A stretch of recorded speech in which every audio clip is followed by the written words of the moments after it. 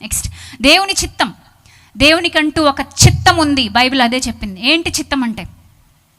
చిత్తం అంటే అర్థం ఏంటి? ఇష్టము. ఇష్టము. దేవునికి ఇష్టాలున్నాయి, ఆయనకి కూడా మనసు ఉందండోయ్. ఆయనకి ఇష్టాలు ఉన్నాయి.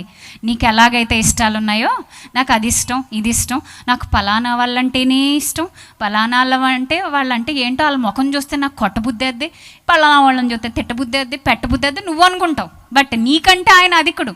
కొంతమందిని చూస్తే కొట్టడం, కొంతమందిని చూస్తే పెట్టడం, అలాంటి చీప్ ట్రిక్స్ ఆయన ప్లే చేయడు. కానీ ఆయనకు కూడా ఏమున్నాయి? చిత్తం ఉంది, ఆయనకి ఇష్టం ఉంది. నెక్స్ట్ సంబంధము, సంబంధ బాంధవ్యాలు. మనుషులు ఎలాగైతే పక్క వాళ్ళతో, మనుషులు ఎలాగైతే తమ అనుకునే వాళ్ళతో మంచి సంబంధం కోరుకుంటారు, మనుషులు ఎలా అయితే మనసు కలిసిన వాళ్ళతో సరైన సహవాసం జరగాలని ఆశపడుతూ ఉంటారో, దేవుడు కూడా స్వేచ్ఛగా, స్వతంత్రంగా ఒక మనిషి మనసుతోటి మిళితమైపోవాలని ఆశపడుతున్నాడు.